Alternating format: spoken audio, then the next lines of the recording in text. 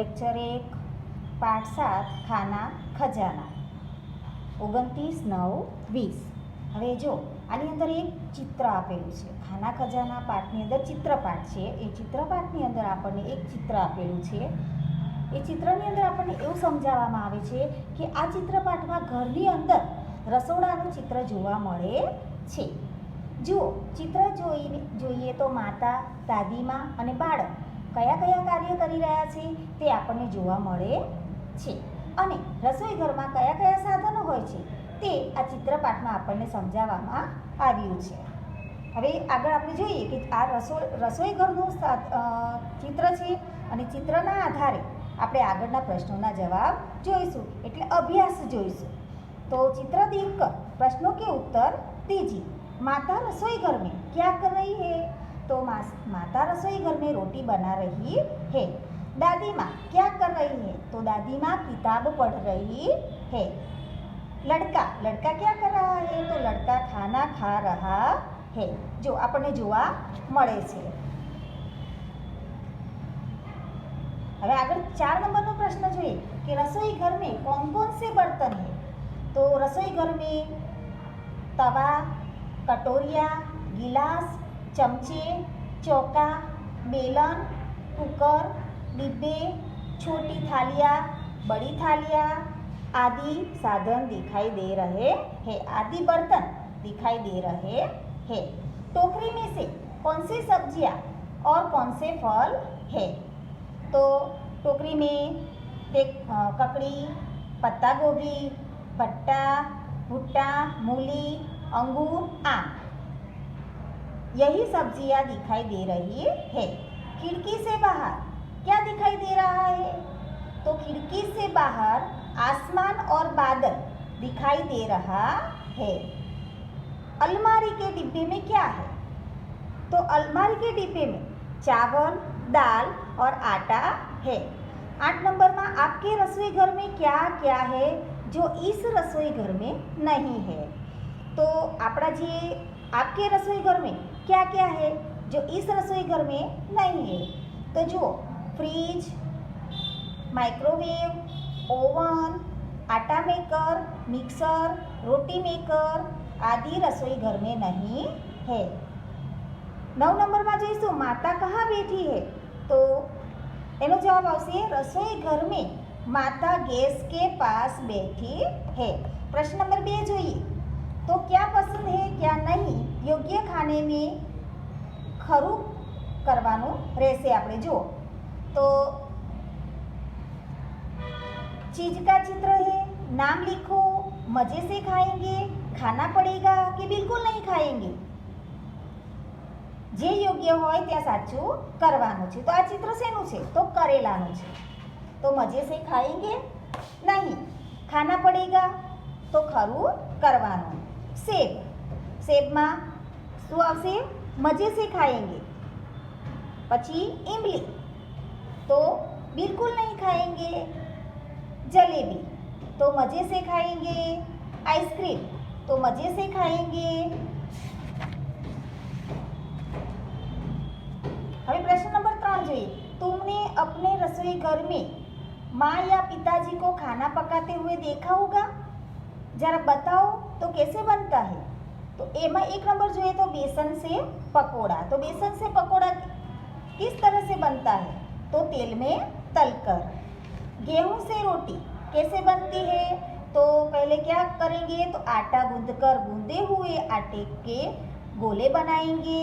उसे बेल जाता है. बाद में उसे सेककर रोटी तैयार होती है. दूध से चाय तो दूध से चाय पत्ती को पानी में उबालकर दूध चीनी डालकर बनाई जाती है. चित्र में माँ को खाना बनाते हुए दिखाया गया है. क्या खाना बनाना केवल माँ का ही काम है? नहीं. तो बताओ और कौन कौन खाना बना सकते हैं? तो कौन कौन बना सकते हैं? तो दादी, बड़ी बहन और पापा बना सकते हैं.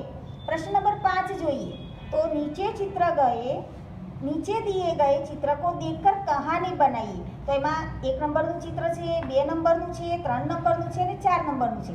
આ ચારે ચાર ચિત્ર જોઈને આપણે એક કહાની એટલે વાર્તા, તો એક કહાની આપણે બનાવવાની છે। જો સાંભળજો, હું કહાની કહું છું તમને, બરાબર।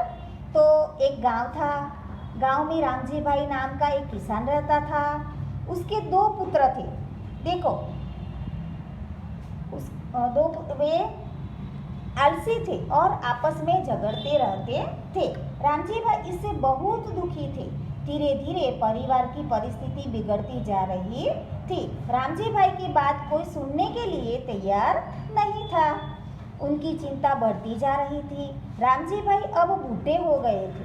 घर में अशांति और दुख बढ़ता जा रहा था। उन्होंने अपने दोनों लड़कों को बुलाया। दोनों लड़के अपने पिताजी के सामने आकर खड़े रह गए। दोनों लड़कों को पिताजी पास में से थोड़ी लकड़ियाँ लाने को कहा। दोनों लड़के गए, पास में से थोड़ी लकड़ियाँ लाने को कहा। दोनों लड़के गए और लकड़ियाँ लाए। फिर उसकी गठड़ी बनाने को कहा। पिता ने पुत्रों से लकड़ी की गठड़ी तोड़ने को कहा। कोई तोड़ नहीं पाया। इसके बाद रामजी भाई ने पुत्रों से लकड़ी की गठड़ी में से एक एक लकड़ी तोड़ने को कहा। तो पुत्रों ने लकड़ी तोड़ दी। फिर से पिता ने पुत्रों से लकड़ी की गठड़ी को तोड़ने को कहा। कोई तोड़ न पाया। पिताजी ने लकड़ी के माध्यम से बच्चों को एकता की बात बताई। झगड़ा करने से परिवार में अशांति होती है। लड़के पिताजी की बात समझ गए। परिवार में बदलाव आ गया। दोनों मेहनत करने लगे, आपस में मिलजुल कर रहने लगे। घर में सब शांति और प्यार से रहने लगे। એ કહાનીમાં આપણને કહે છે કે એકતામાં જ બળ છે।